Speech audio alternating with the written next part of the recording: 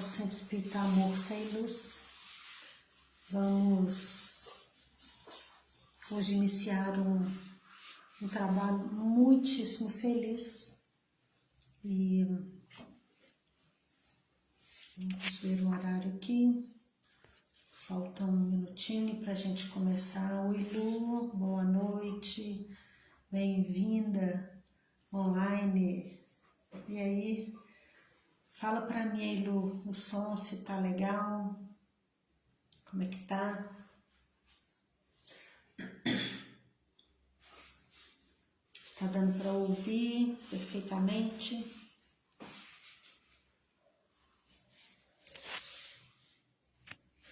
Bom, pontualmente às 19h30, primeira sexta-feira do mês de setembro, muito feliz por estar aqui, iniciando o mês nessa reunião pública do Centro Espírita Amor, Fé e Luz. Muito bem-vindos.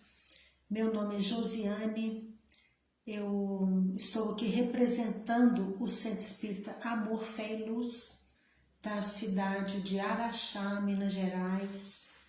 Então, nós temos toda sexta-feira essa reunião aqui, online, e temos também para quem mora em Araxá ou para quem está em Araxá porventura, às terças-feiras, sejam inteiramente bem-vindos à reunião presencial do Centro Espírita Amor, Fé e Luz.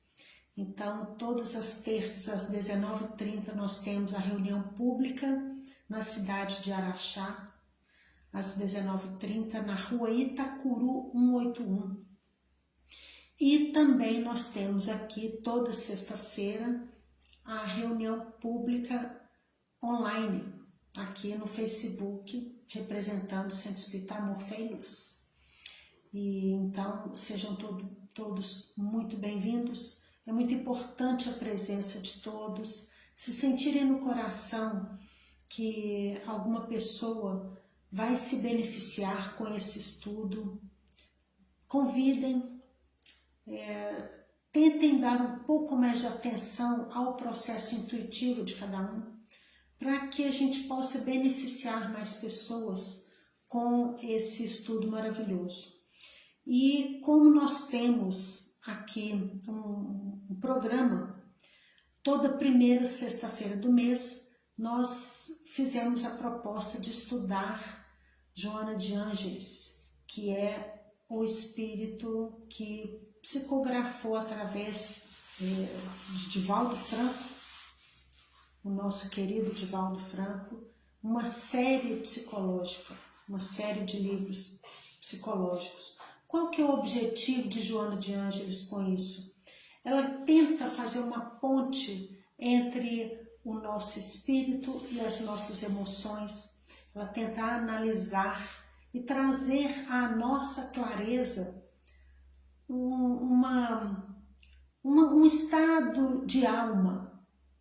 Então ela tenta clarear para nós aquele nosso conteúdo interno através do processo de individuação.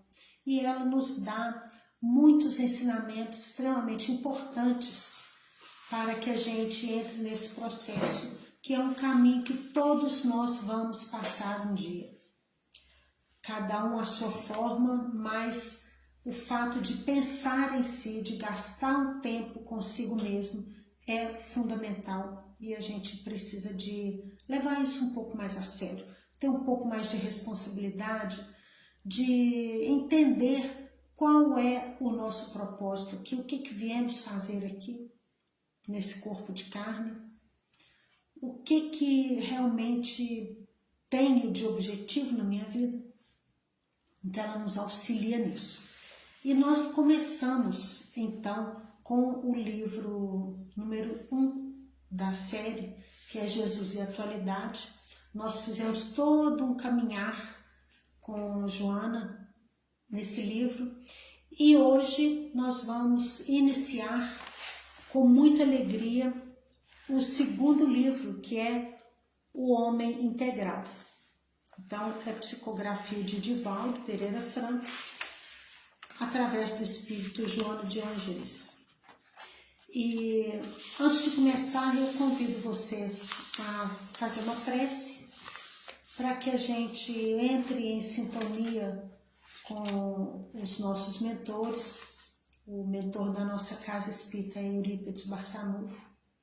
Então, em comum com Joana de Ângeles, com os mentores que são afinizados com esse trabalho da psicologia espírita, que eles sejam bem-vindos e que nós possamos estar com os nossos corações abertos para entender a responsabilidade desse estudo e agradecer imensamente a essa oportunidade e a presença de todos eles.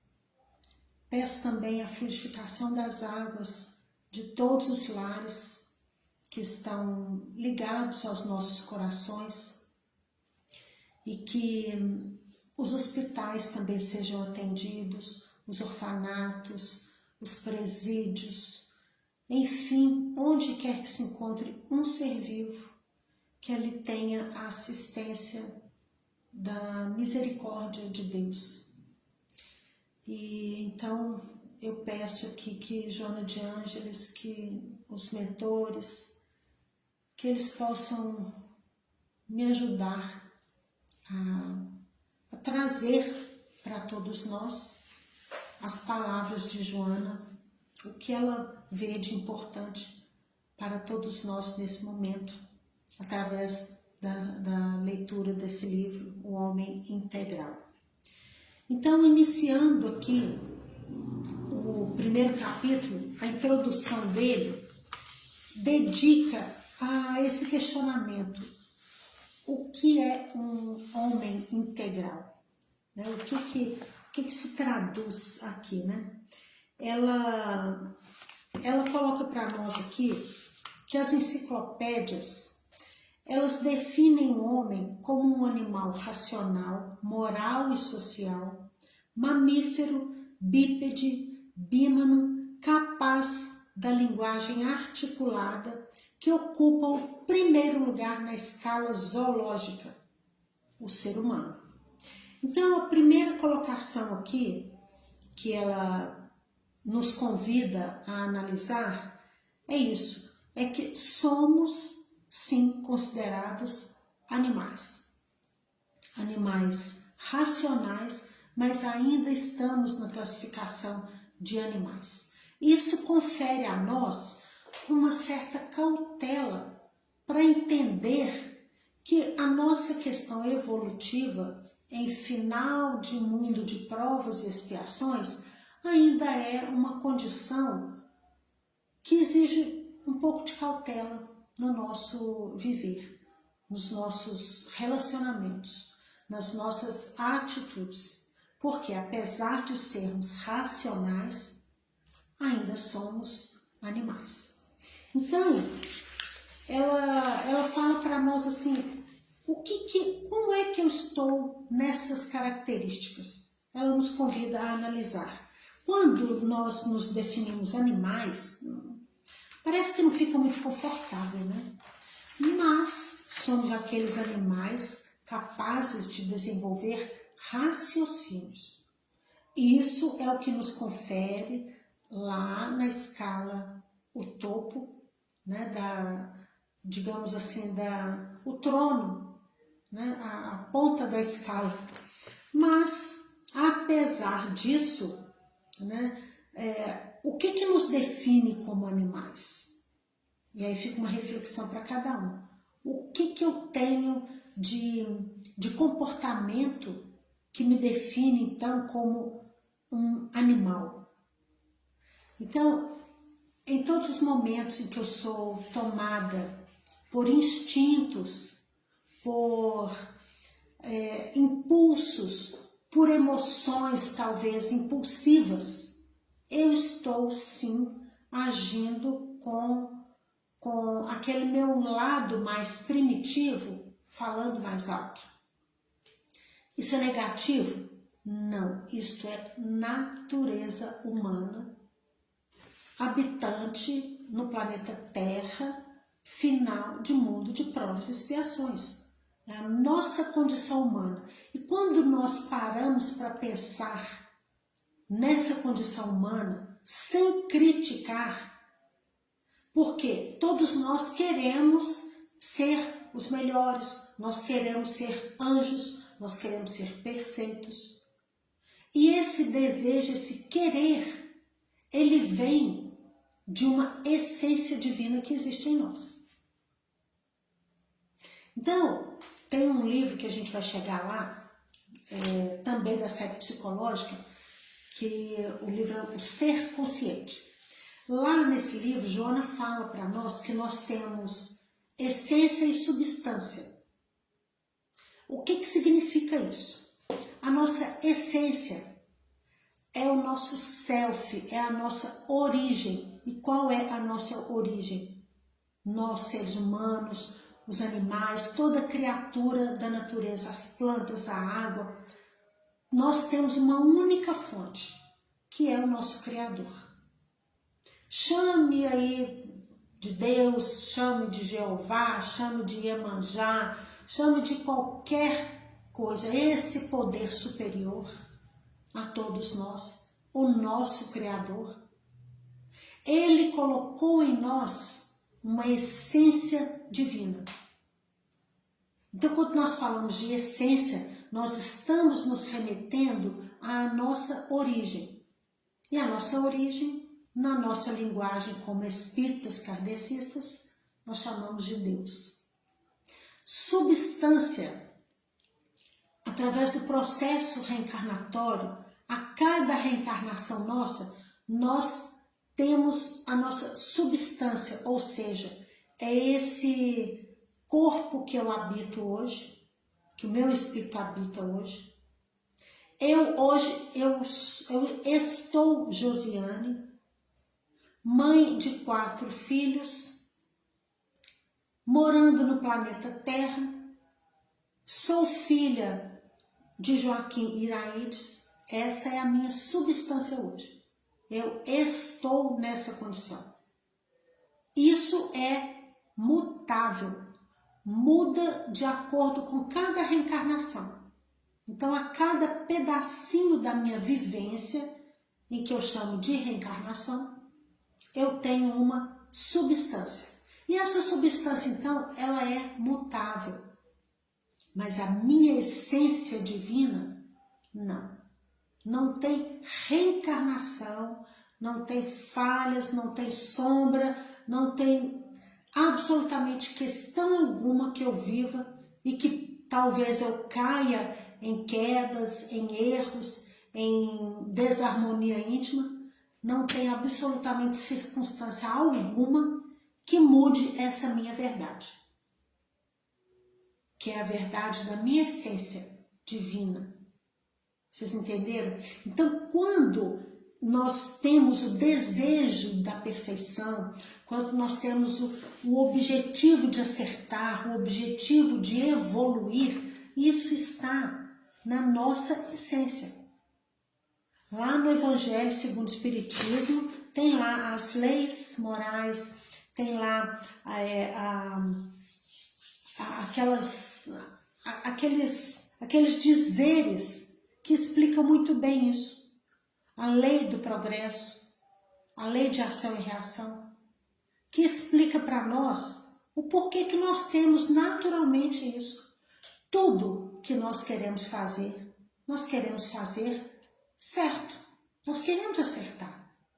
Até mesmo uma pessoa que anda em desregramento moral, se ela está planejando algo ruim para a sociedade, ela quer acertar naquilo ali. Então, nós precisamos de pensar nessa questão da essência como algo que está impregnado em nós e que determina todo o nosso viver em todas as reencarnações. Então, quando hoje eu me classifico como um animal racional, eu preciso pensar onde eu estou sendo racional, como eu estou aplicando a minha razão. onde é que eu estou sendo, onde é que eu estou sendo animal no sentido de onde eu estou vivendo os meus 5 sentidos, de que forma eu estou vivenciando esse corpo de carne, através da fala, através da audição, através da visão. Então, ela nos convida a analisar isso. Como é que eu estou vivenciando, como eu estou nesse meu aspecto animal? Porque muitas vertentes nos ensinam ou colocam numa linguagem um pouco silenciosa um erro, um desconforto nessa questão. Não, claro que não. Joana vem falando para nós que se estamos aqui no planeta Terra, nós estamos no lugar que devemos estar, na nossa melhor versão, e precisamos aprender. E só vamos aprender vivenciando. Então tá tudo certo vivenciar isso, desde que usemos a nossa razão. Por isso, animais racionais. Então ela nos convida a fazer essa reflexão sem negar a nossa parte intuitiva, sem negar a nossa sexualidade, sem negar o nosso processo físico.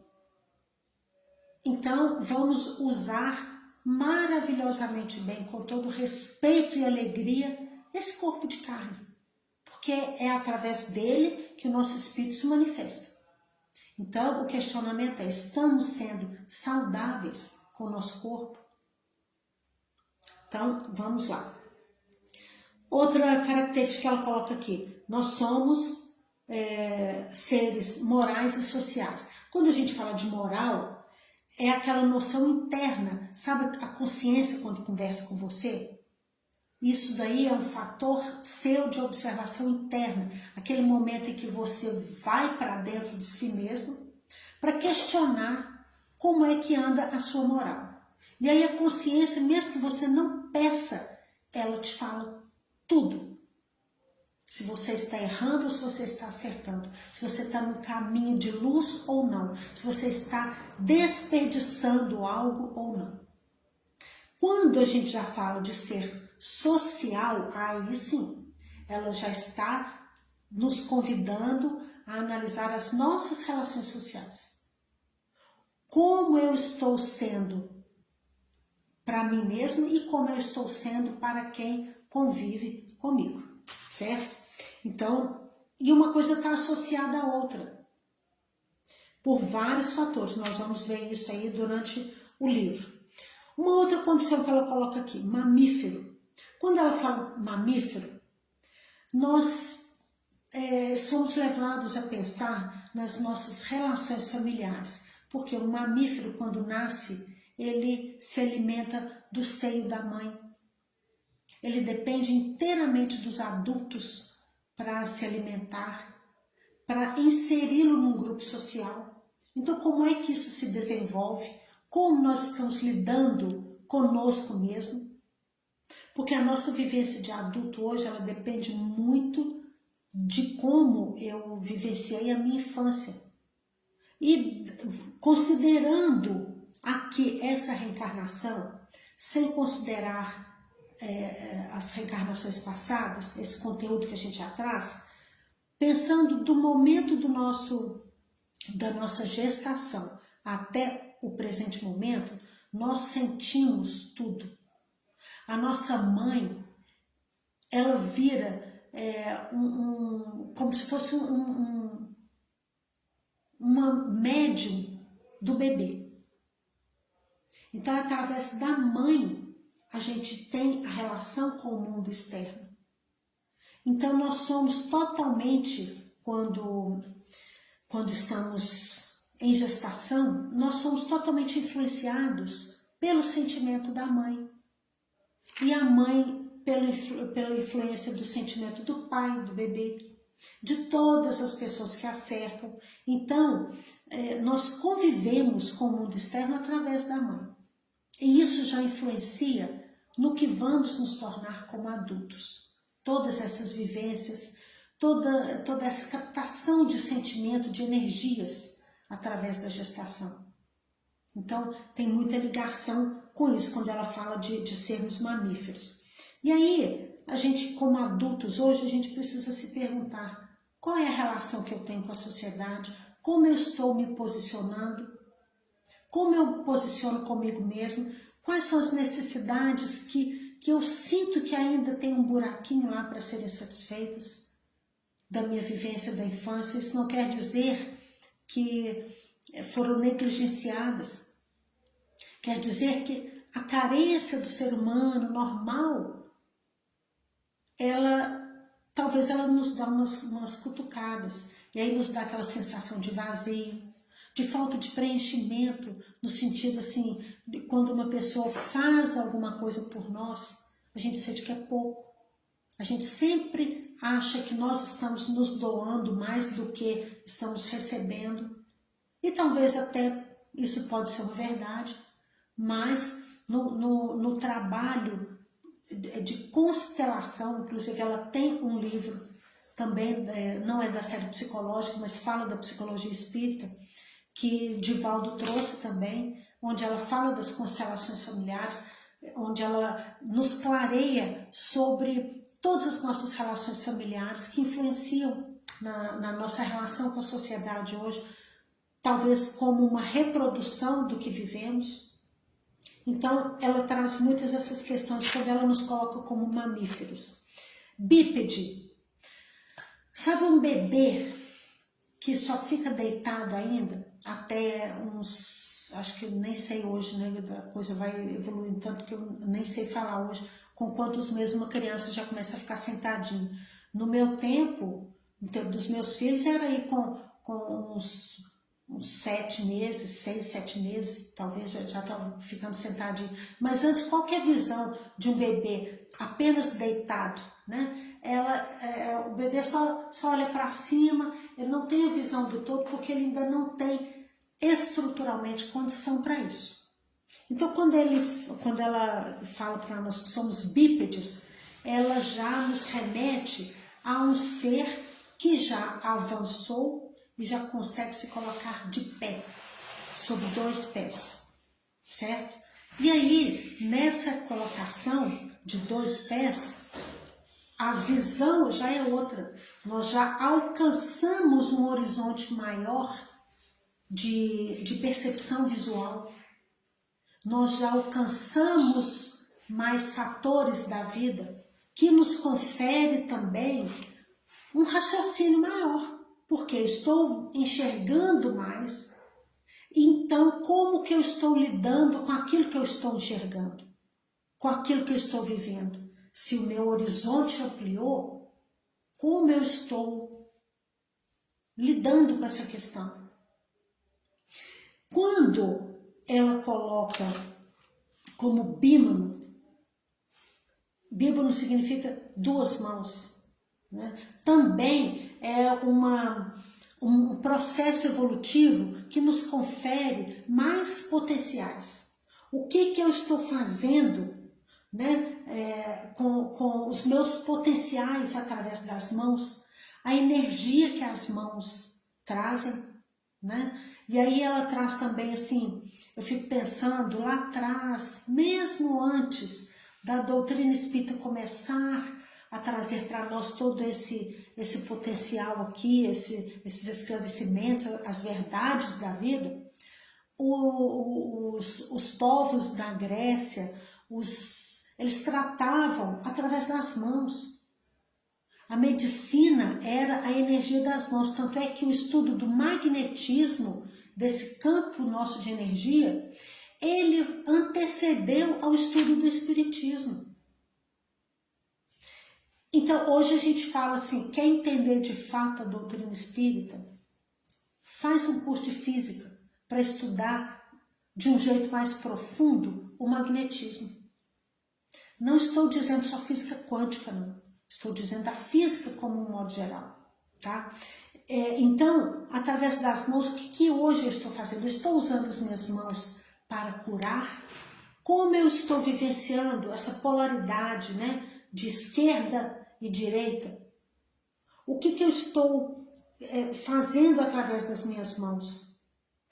E aí nós podemos pensar também no lado esquerdo do cérebro, que é uma polaridade cruzada, né? O lado esquerdo do cérebro, ele gerencia o meu lado direito do corpo. E o meu lado direito do cérebro, ele gerencia, ele comanda o meu lado esquerdo. É o contrário. Então, como é que eu estou na minha criatividade? E cada um de nós, no seu âmbito de ação, tem condições e é convidado a criar, a elaborar, a produzir. E o que é isso que eu estou produzindo? O que eu estou elaborando? Desde os meus pensamentos até as minhas atitudes, até o material, como eu estou manipulando isso, o que eu estou trazendo para o mundo através das minhas mãos, né? A criatividade, a espontaneidade, o afeto, que afeto eu estou doando ao mundo através do meu campo de energia, né? O lado esquerdo do cérebro, vamos pensar no nosso intelecto, nas nossas, no nosso lado racional, como é que eu estou projetando isso tudo, né? E ela fala sempre, precisamos perpassar por todas as polaridades para aprender a ter equilíbrio em tudo, nem só razão, nem só emoção, nem só movimento para dentro de mim mesmo, nem só para fora, nem só para mim, nem só para o outro. Tem que ser um equilíbrio dessas duas forças. Bom, então aqui ela já convida a gente a fazer isso tudo. E aí, quando ela fala que somos capazes da linguagem articulada, será que eu hoje, Josiane, que estou aqui fazendo essa proposta, agradecendo com muita humildade a oportunidade de estar falando de Joana de Ângeles, trazendo a psicologia espírita, e eu como psicanalista que sou, eu vejo tanta informação importante que ela traz para a saúde mental de todos nós. Então, para mim é muito importante, eu agradeço a ela tudo isso que ela trouxe, que ela, através de Divaldo, para nós. Será que eu, em reencarnações passadas, eu articulei que tipo de linguagem? Será que eu usei bem essas linguagens? Será que o fato de eu estar falando aqui hoje no Facebook sobre algo tão edificante, será que não é uma forma que eu tenho da misericórdia do Pai, do movimento reparador? Será que eu já falei muita besteira em termos sociais? Será que eu já desencaminhei muita gente através da condução de palavras que foram ruins, que prejudicaram pessoas, e por isso hoje eu tenho aqui essa oportunidade? Então, como que hoje eu estou articulando as minhas palavras? Com que vibração eu estou fazendo isso? Nós temos muitas formas de linguagem. Muitas. Talvez a palavra seja a menos eficiente, né? Porque nós temos um atropelo muito grande no nosso processo de comunicação. E se nós fôssemos afiadinhos nesse instrumento da fala, nós pouparíamos muitas desavenças. Se nós soubéssemos falar no tom certo, para a pessoa certa, na hora certa, se soubéssemos edificar com as palavras, talvez nós não cairíamos em tantos erros, em tantos conflitos sociais, em tantas má interpretações. Então, aqui ela nos convida a tudo isso. E o momento mais importante para nós na questão dessa definição de ser humano num processo evolutivo foi quando nós adquirimos a consciência. Então, esse foi um momento assim crucial, porque nos permitiu diferenciar o certo do errado, o bom do ruim. né, nos permitiu diferenciar cada processo da vida, analisando as nossas relações sociais e a nossa relação conosco mesmo. E aí, volta a pergunta: como que hoje eu estou vivenciando o meu processo consciente? Como é que eu estou trabalhando o meu processo de responsabilização? Eu estou gastando pelo menos meia hora por dia para pensar em mim, na minha construção evolutiva, como ser humano que um dia vai ser integral? E aí que ela discorre várias colocações aqui dos filósofos que desde do século III antes de Cristo nós já temos vários depoimentos de filósofos tentando definir o ser humano. Que nós não vamos entrar aqui muito nesses pormenores, mas é muito importante que a gente entenda que há muitos e muitos milhares de anos para trás, nós já estamos nesse questionamento. E hoje, o que você é como ser humano? Você consegue se definir? Consegue ter uma clareza do que você é como humano, como humana? Então, eu vejo que até hoje nós temos essa dificuldade. E os filósofos foram aqueles estudiosos que gastaram muito tempo, muita energia nessa definição. E cada um deles chegou a uma conclusão, teve um olhar diferente. É como se todos nós nos reuníssemos para pensar assim, o que é a vida. Cada um vai pensar de um jeito, vai definir a vida de uma forma, né? Por que cada um vai definir de uma forma? Porque isso daí vai depender muito do nosso conteúdo interno, do que nós estamos, para onde estamos focando a nossa energia. E aí, então, eu vou passar assim, rapidinho, tá, gente, nessa questão, porque o nosso objetivo é estudar a obra de Joana de Ângeles. E aí, como nós vamos estudar a obra, nós vamos só dar uma pincelada do que esses filósofos estão trazendo para nós. Então, Protágoras foi um filósofo grego do século V a.C. Tá? Ele falava o seguinte, ele definia o ser humano como aquele que tudo depende de cada um, todos os conceitos dependem de cada grupo social, de pessoa para pessoa, de grupo para grupo, de indivíduo para indivíduo, de tempo a tempo. Isso é um fator extremamente importante, né? Cada conceituação, ela vai variar de acordo com o tempo que nós estamos vivendo aqui. O fator tempo é muito importante, porque o que a sociedade foi lá no tempo de provas provas e expiações, de mundo primitivo, de início de provas e expiações, é diferente do processo hoje que nós já podemos chamar praticamente de regenerado, porque nós estamos finalizando um processo. Então, naquele tempo, a sociedade era uma vivência, hoje é outra, completamente diferente. E quando estávamos reencarnados lá no mundo primitivo, nós lutávamos pela sobrevivência com um tipo de arma. Hoje, né, depois de N reencarnações que tivemos, hoje nós lutamos na sociedade com outras armas, com outras necessidades. Somos os mesmos? Não. É o mesmo espírito? Sim. Mas em processos reencarnatórios, desencadeando outras necessidades para chegarmos à evolução.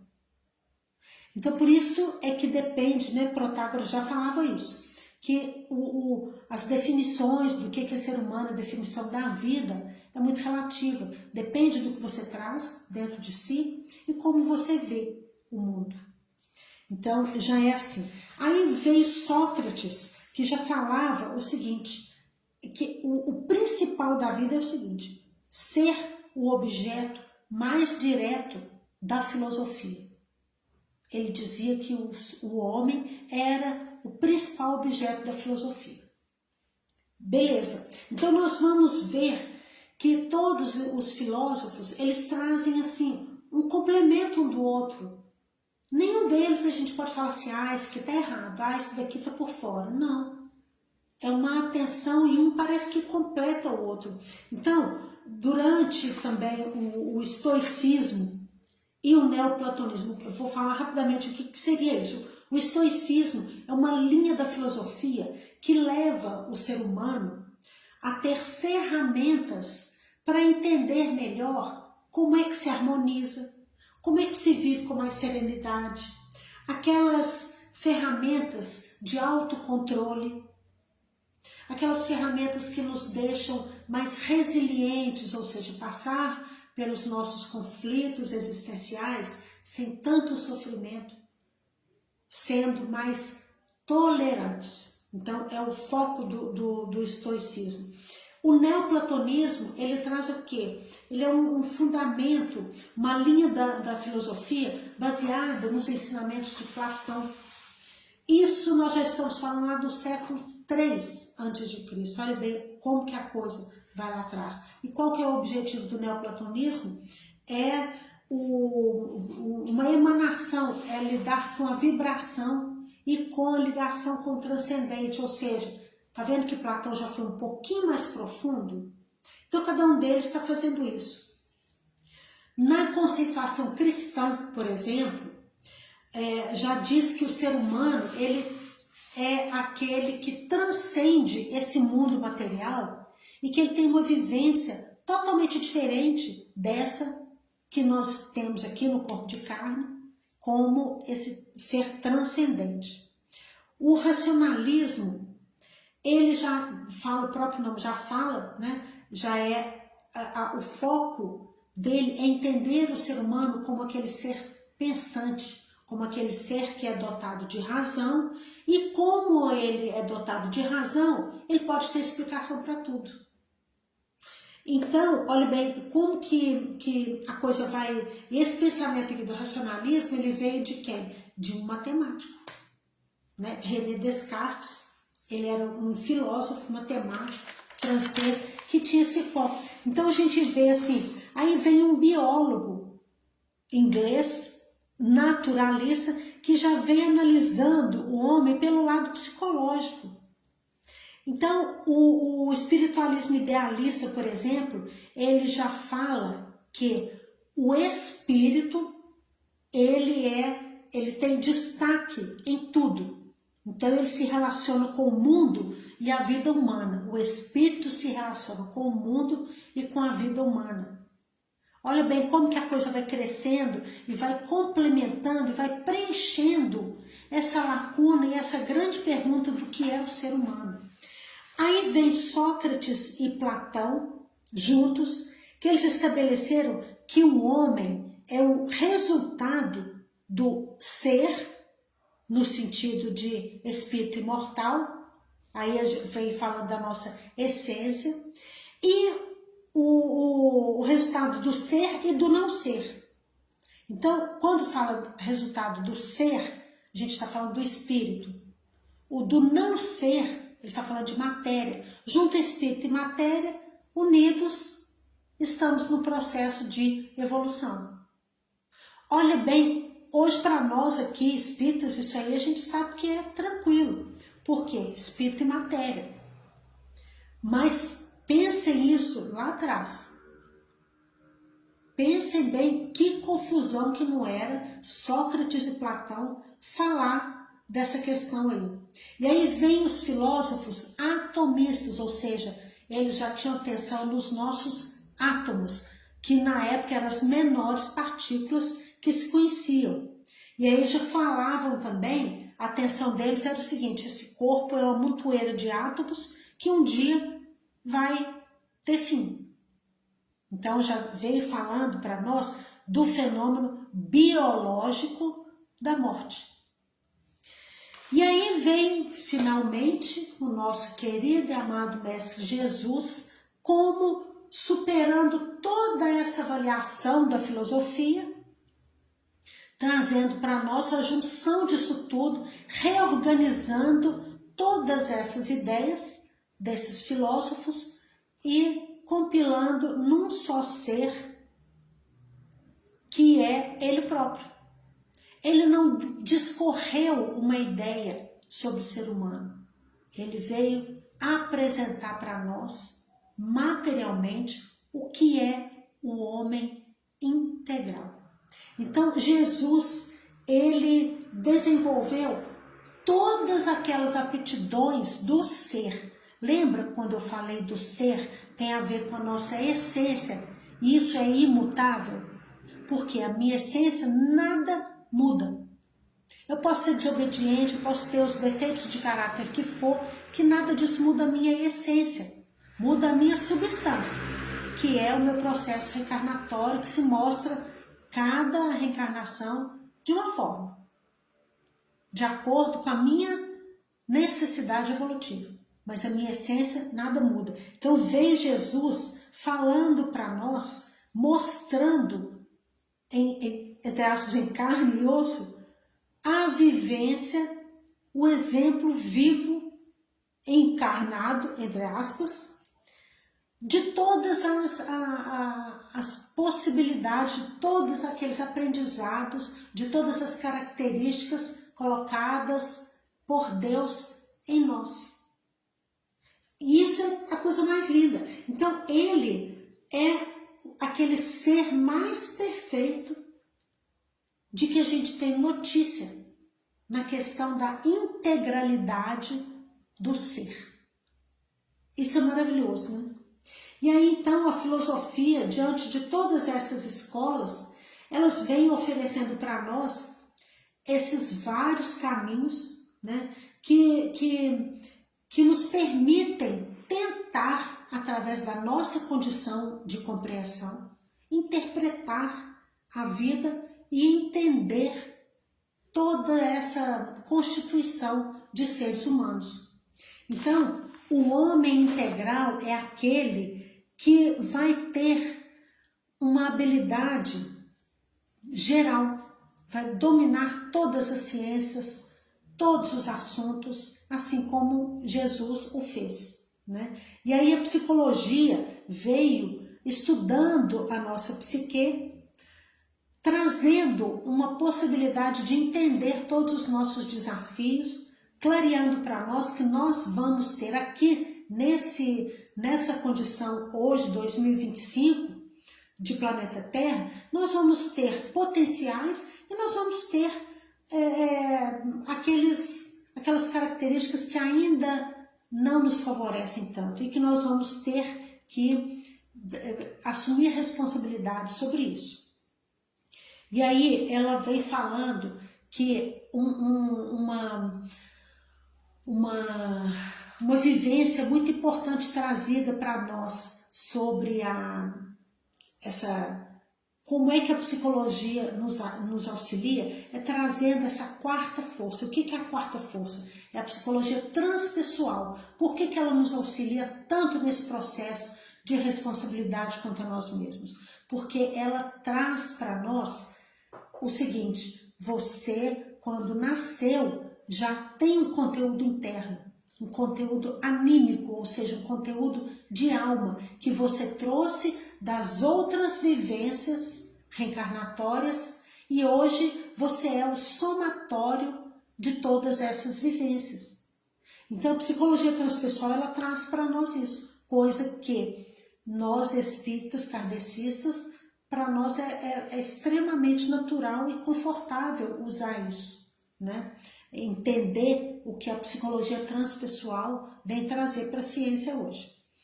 E aí, o espiritismo, ele vem sintetizando todo esse pensamento psicológico, estudando nós, seres humanos, na condição de espírito eterno. E isso é maravilhoso, e a psicologia transpessoal, ela vai nos ajudar muito, porque a ciência ainda é muito cética, ainda é muito incrédula, ela ainda tem um pouquinho de amarras quanto à questão de aceitar essa vivência do transcendente.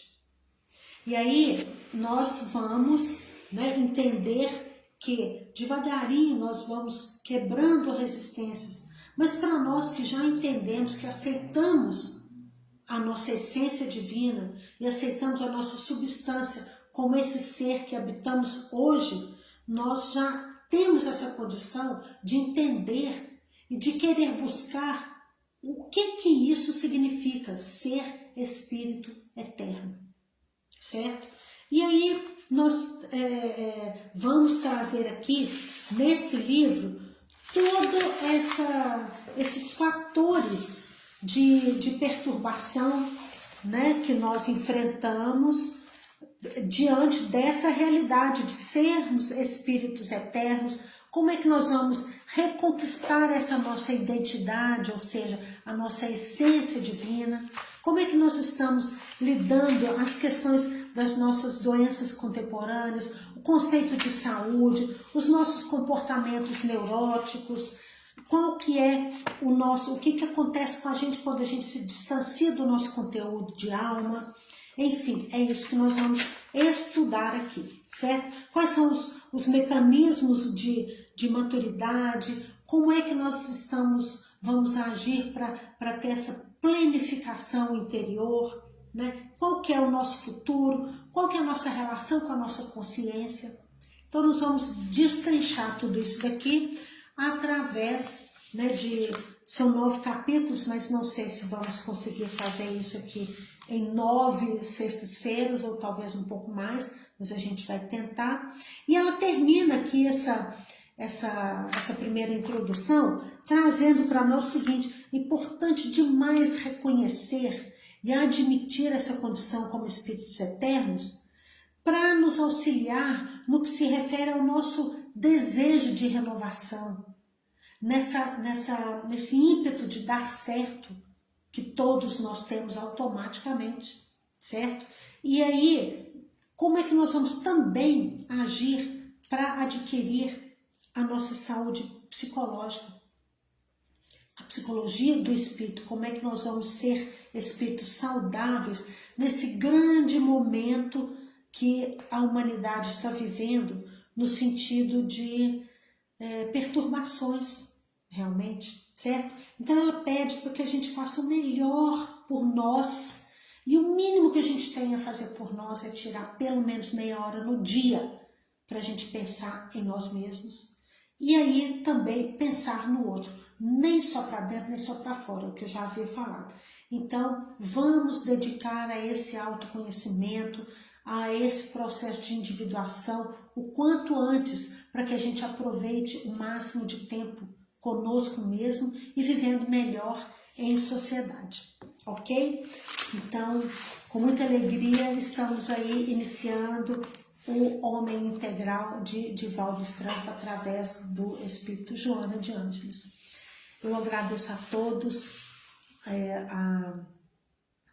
por estar aqui, por vir até o grupo, para conhecer essas verdades, né, de cada um. E eu peço a Jesus que abençoe, que fluidifique as águas dos lares de vocês, que possamos estar no final de semana em paz, buscando extremo aproveitamento para que a gente viva bem, em harmonia com todos os seres, não só com os seres humanos, mas com seres vivos, que são nossos irmãos perante a nossa mesma fonte criadora. Que Jesus possa abençoar a todos vocês, um beijo enorme no coração, e que possamos seguir em paz no final de semana e até sexta-feira que vem. Tchau, tchau, muito obrigada.